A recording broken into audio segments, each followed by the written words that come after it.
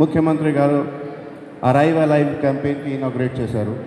ప్రతి జిల్లాలో, ప్రతి గ్రామంలో, ప్రతి సబ్ డివిజన్ మండల్లో అవేర్నెస్ ప్రోగ్రామ్ పెట్టున్నారు. ఈ ముఖ్యమైన ఉద్దేశం ఏముంది ఈ క్యాంపెయిన్కి? అది క్యాంపెయిన్ పేరు ఏముంది? Arrive alive. మీన్స్ ఎప్పుడు మీరు ఇంటి నుంచి బయట పోతున్నారు, ఖచ్చితంగా సేఫ్లీ మళ్ళీ రిటర్న్ రావాలి, without any injury, without any damage to life or property. అదే ఉద్దేశం ఉంది.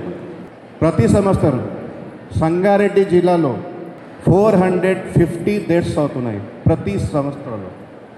మన 2023కి డేటా ఉంది 433 డెత్స్.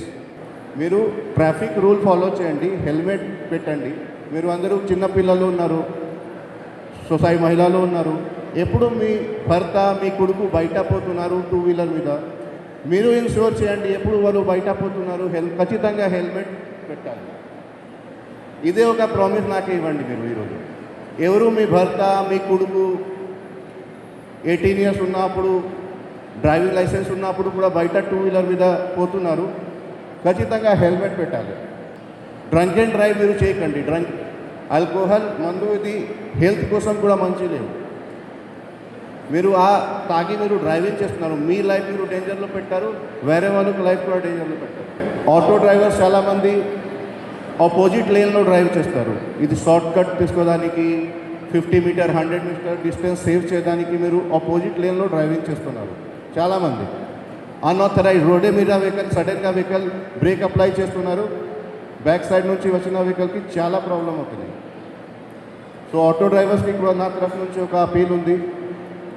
మీరు అన్ఆథరైజ్ పార్కింగ్ రోడ్ మీద పార్కింగ్ చేయకండి, సైడ్లో వెహికల్ పార్క్ చేయాలి, సడన్గా బ్రేక్ అప్లై చేయకండి.